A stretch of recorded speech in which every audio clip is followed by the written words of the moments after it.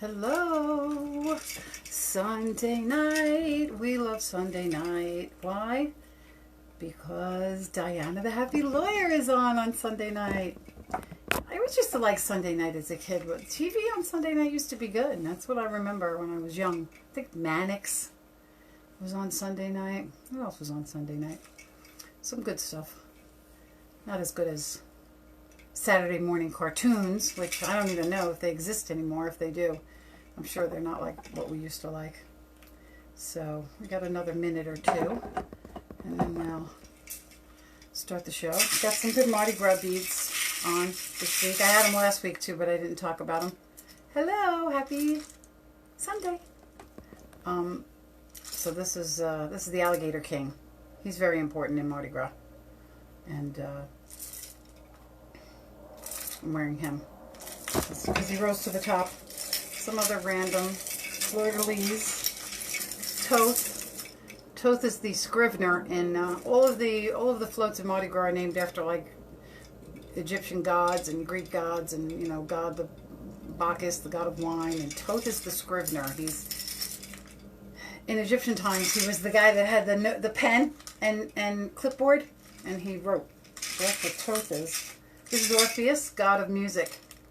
Oh, it doesn't work anymore. If you push this button, it lights up. Hey, Sky.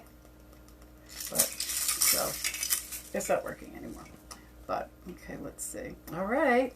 It's 8 o'clock. Thank you for tuning in. Welcome to Diana Happy Lawyer. I'm doing my setup. I'm back on my phone and not in the living room on my laptop where the sun goes down. Okay, I'm going to break into Elton John. Rocket Man came out this week. I don't know if anybody saw it, but I hope you liked it. So, here we go. Diana the Happy Lawyer. I don't even know what we're up to. I'm losing track. I'm kind of just rolling with it now. This is like the spring and summer version of Diana the Happy Lawyer. Kind of a little more relaxed, because it's so nice and it stays light until 8:30 at night. It's like having a whole extra day after 5 o'clock. It's like 4 hours of light that you can do anything, go anywhere. I went to the movies, saw Godzilla.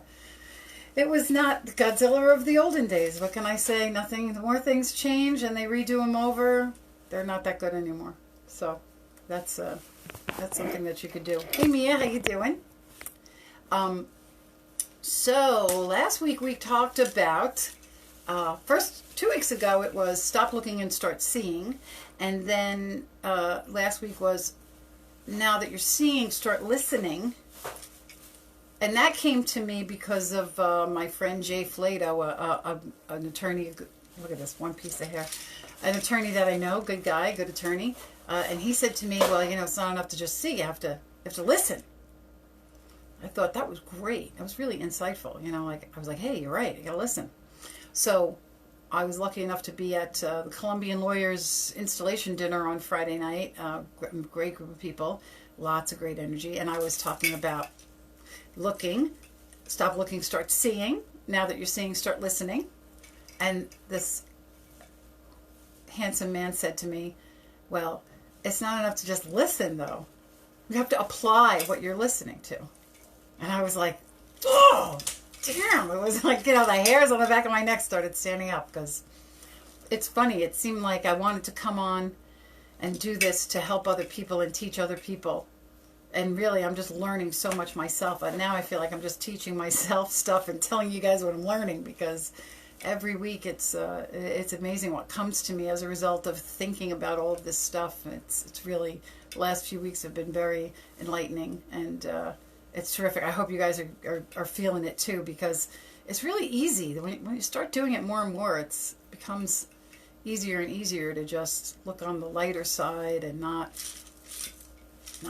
make everything a big deal. No big deal. That's my favorite saying. No big deal. So, I'm just going to pick up a little bit from last week about the start listening and then apply what you're listening to, which basically means taking action. And I know I've talked about this before, taking action on your dreams, whatever they are. If they're small acts, big acts, whatever. little things that you don't even know that are going to help you in the future. You know, I was at the Colombian Lawyers. I probably handed out 100 business cards, Diana the Happy Lawyer cards. I can't believe they're not within reach, but I do have the merch. We are celebrating the Diana the Happy Lawyer merchandising.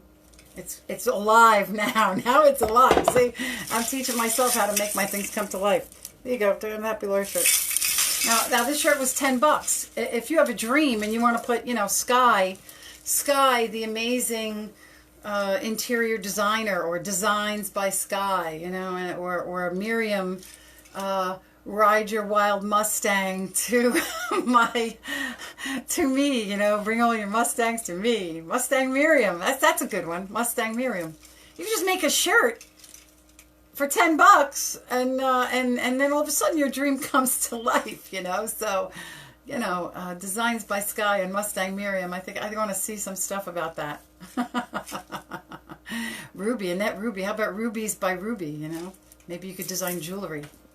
Anyway, whatever your dream is, just put it on a shirt and wear it, and it kind of comes to life. So that was a little bit of action that I took after listening, you know. And here's the thing, I did it a few weeks ago, but it didn't even occur to me that I was actually doing that, taking the action. And it's great. And one of my, you know, I like to post things around my house. This was from Psycho-Cybernetics, which is the book by Maxwell Maltz that I'm always recommending and I'm still reading. And this is backwards because I can't write backwards yet. I haven't practiced that. But it says, and this is what he said, it's not positive thinking, it's positive doing.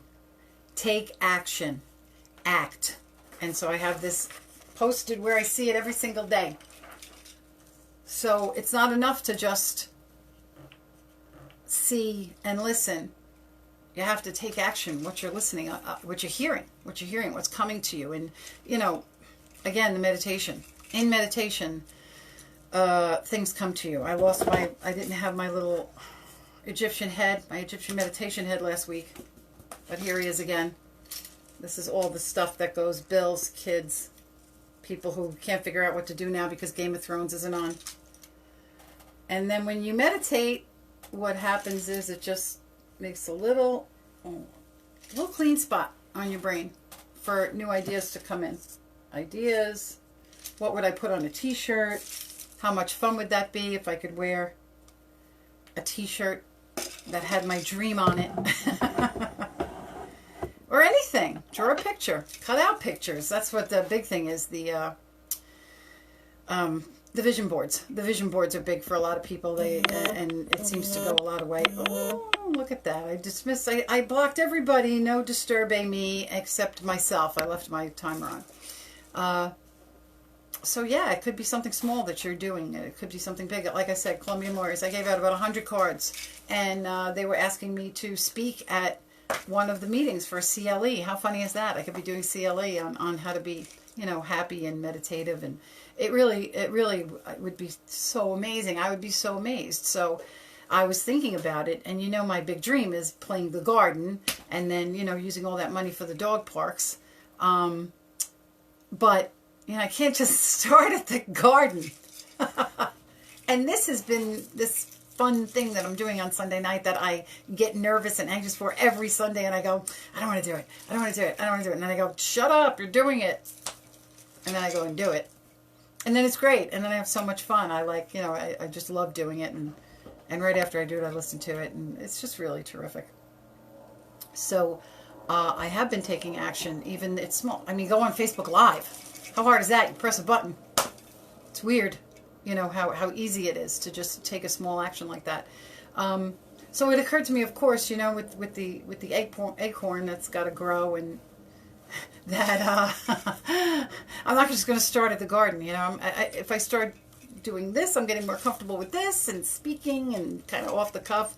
If I start preparing stuff and going and doing seminars for bar associations, and I did do a couple. I did the seminar at the Queens Bar Association lunchtime seminar, and as some of you know, I did the Springspirational seminars last year, which, oh my God, was that fun? Was that fun? So I'm going to have to start doing that. I'm going to have to be the acorn. You know, I heard someone say today that we live in a microwave life. We just want to press the button and everything's done in 30 seconds. But some things the good things, the big things, they take a slow cooker. You know, you're not going to put that corned beef in a microwave. You're going to put it in a slow cooker. And you're going to let it cook for like 6 hours or 8 hours. Some people cook stuff overnight. Kathy, are you on? Cousin Kathy, she's a big cook. She'll tell me. She'll tell me how long it takes to slow cook something till it's just dissolving. You know, like till it's falling off the bone, ribs or whatever.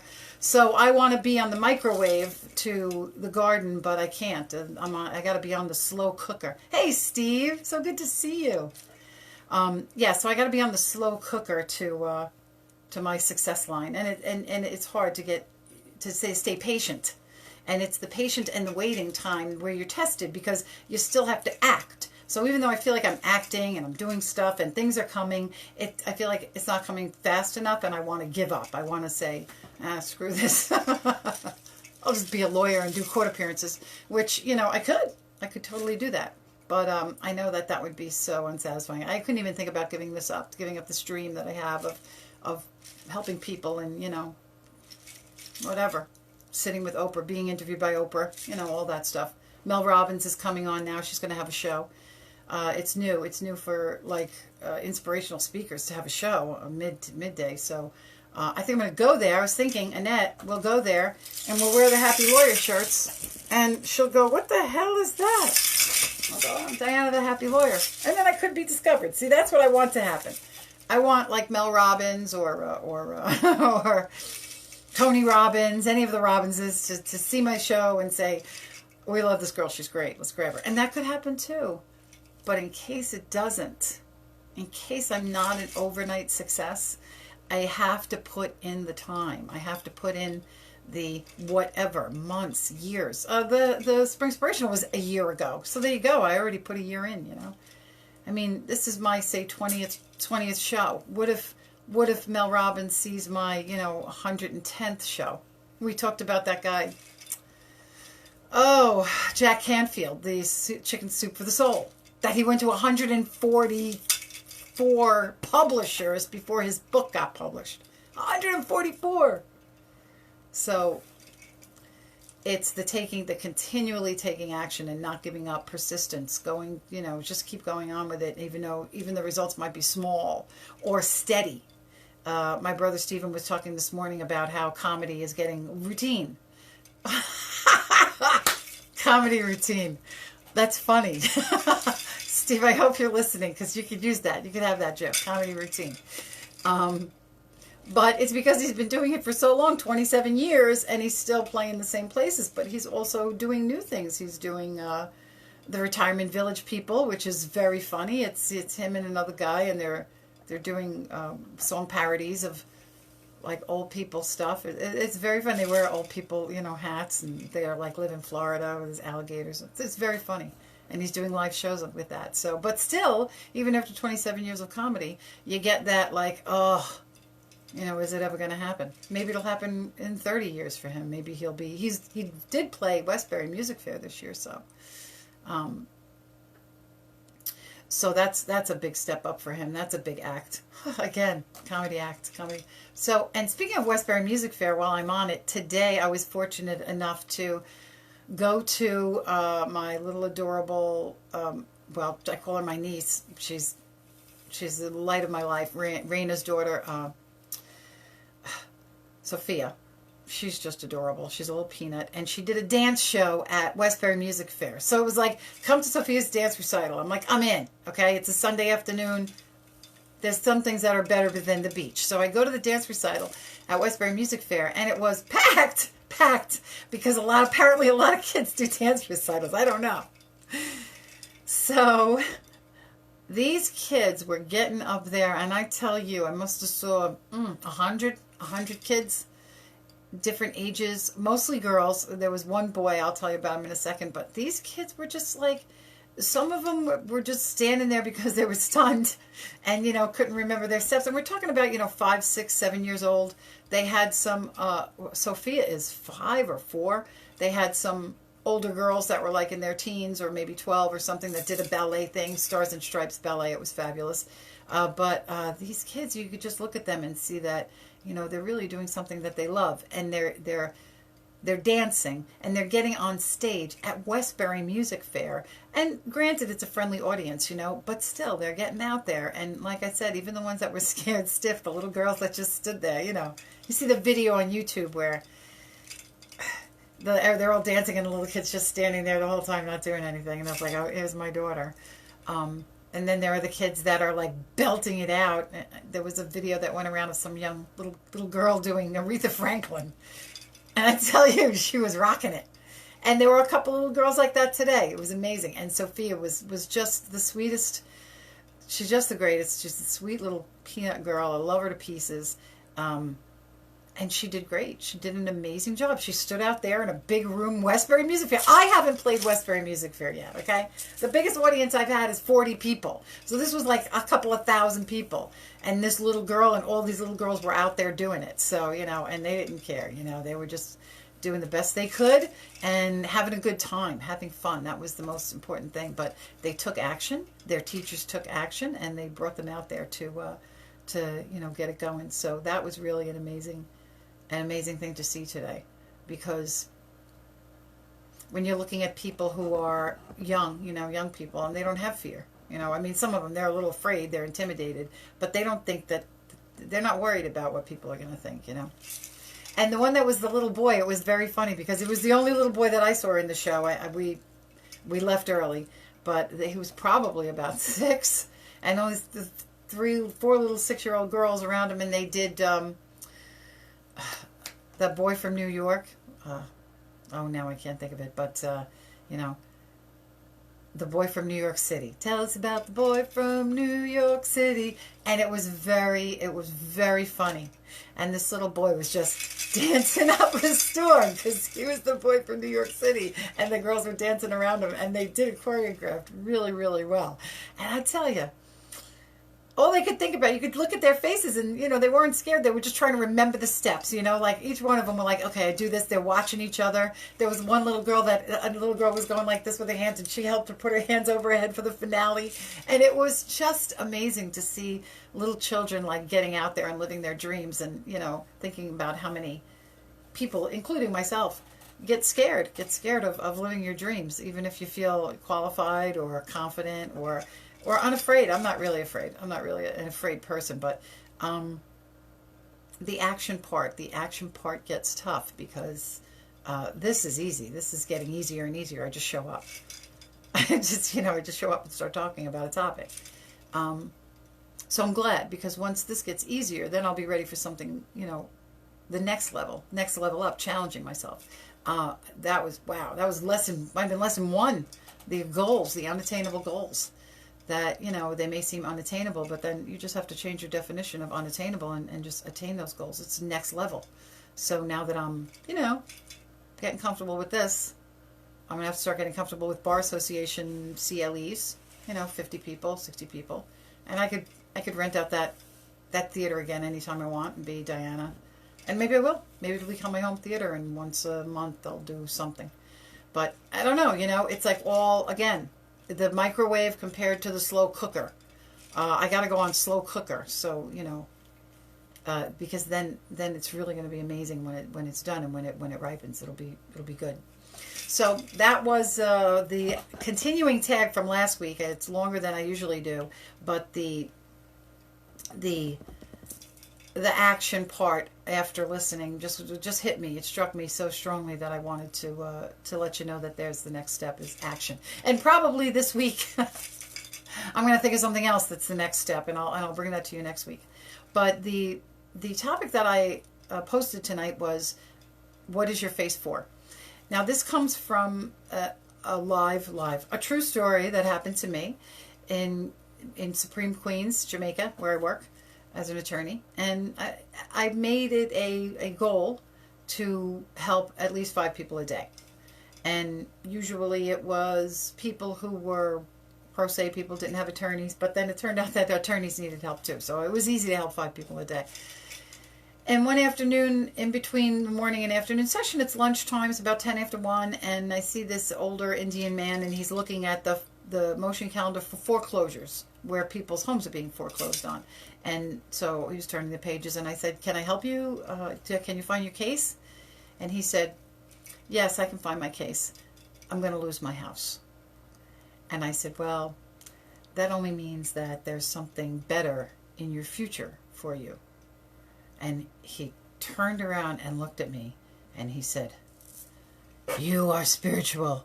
And his eyes popping out of his head. And I went, yes, I'm spiritual. It was the craziest thing. And he said, I have to tell you something. I have to go to the men's room first. Wait here. And I was like, okay, I'll wait here. And it was really a crazy thing to have somebody react that way to me and mean it. And at that time, I was in the middle of reading the autobiography of a yogi, which is the story of Paramahansa Yogananda, a yogi that came from the East to the United States and started, I forgot the name of his thing, but it was very famous in the 20s, and he's really a famous guy. Steve Jobs was a huge fan of Paramahansa Yogananda. They say that autobiography of the yogi is the only book he had on his Kindle. And in fact, when he passed away and he had an invitation only list for the funeral, he gave everybody that attended a box, and inside that box was the book Autobiography of a Yogi. And it's really an amazing book. It's about self-actualization. And again, repetition, if you read anything over and over, it will sink in. So Autobiography of a Yogi, I recommend it. So I was in the middle of that book, and it was when he was speaking about finding his yogi, that his yogi came to him. He'd been looking, and then all of a sudden, when the student is ready, the teacher will appear. So the yogi, his yogi, Paramahansa's yogi, was just standing in the alleyway, and he was like, oh my God, here you are. And then he went off and became, he began studying really mystical stuff and became very powerful in self-actualization. So here I am thinking like, oh my God, when the student is ready, the teacher will appear. And here's an Indian man that told me, stay here. I'm going to have to tell you something, but you have to wait. And I was like, this must be a test. This must be something that, is very important. I'm being tested. Everybody's going to lunch. I'm sitting around waiting. Everybody thinks I'm crazy anyway when I'm helping people and talking to strangers, but that's what I do. And so I waited. I was like, okay, I'll wait. And I sat in the hall. And after 5 minutes or so, he came out and he sat down with me and he said, this is what I have to tell you. He goes, what is your face for? And I was like, what is my face for? To see, to smell, to look. And he said, your face is your filter to your soul. And you have to keep your filter clean to keep your soul clean and keep your life running in order.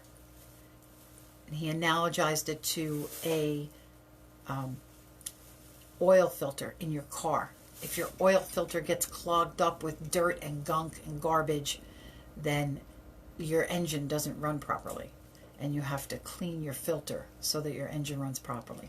So he said, your face is your filter to your soul. So whatever you're looking at through your eyes, whatever you're putting your eyes on, you have to be sure that you're putting in good stuff, not junk, not violent television, not news, not anything that is negative. There's so much negativity out there. Instead, make sure you're putting in good stuff.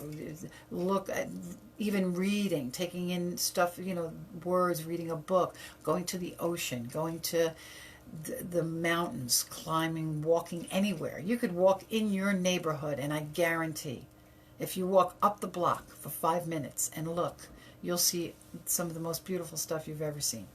Birds, trees, everything. The sky right now. I'm missing sunset for this.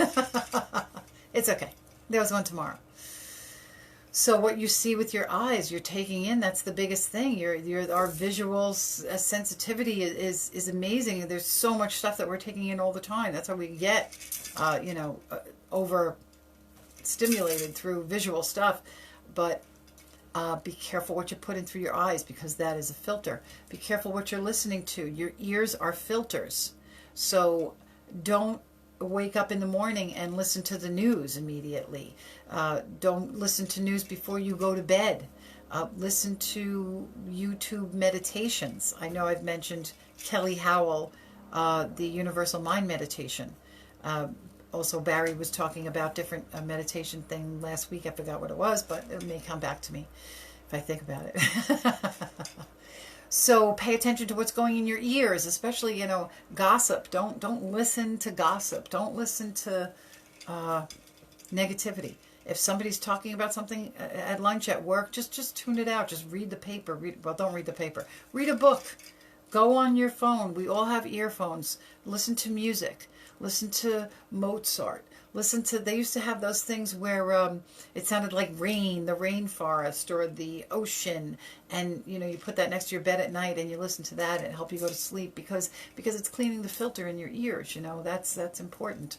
Also, stop and smell the roses. I mean, I can't say that enough. I also have essential oils like birch and lavender. And if you, smell them, Vicks Vapor Rub. You got to have some Vicks Vapor Rub in your house. Even if you smell that, it's going to clear your sinuses and rejuvenate your senses inside your nose. Some people like the smell of coffee. Some people like the smell of gasoline, fresh cut grass, whatever it is. Seek it out if you're near it for any reason. Just take it in. Make sure you bring that in. Your mouth, very important. Whatever you're putting in your mouth, the food that you're eating. Junk food, good food, pay attention. That's a filter. It's a filter to your body. So if you put junk in your filter and that goes into your body's not going to run right. I've mentioned when you're shopping, shop around the outside of the food store. And that's where the fresh foods are. That's where the organic foods are. When you're in the aisles, you got the preservatives and frozen stuff. It's not good for you. So pay attention to what you're eating and drinking, smoking, What can I say about that? I can't say anything about it, When people are ready to quit, that's when they'll quit, You have to be ready. You have to be ready to commit to anything that you're doing. So people still smoke. What can I say? Also, the words that are coming out of your mouth, the things that are coming out of your mouth, things that you're saying, the words that you're saying about yourself. Words like I can't or but or because. Those are all the triggers to negativity. That's going to bring, negative energy into your soul, into your life. So just change the phrasing. If you can't do something, say that's a challenge. A challenge is a lot more fun than something that you can't do. And last week I talked about impossible. If you split it up, it says I'm possible, which is something great that I just learned last week. I love it. So, think about the words you're using about yourself, the things you're saying about other people. Don't gossip. Don't talk it. Don't get involved in conversations about, negativity and arguments with people.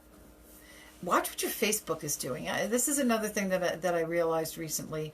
I have a lot of really positive people in my life. I went to the Matrix with Bob Proctor, and from that I met 100 people, and we all became friends on Facebook. And then they continued to go, and they met 100 people, and they met 100 people, and they met 100 people. So whenever I see a friend that has like 200 common people with me, mutual friends, I always friend them because I know they're going to be about positivity.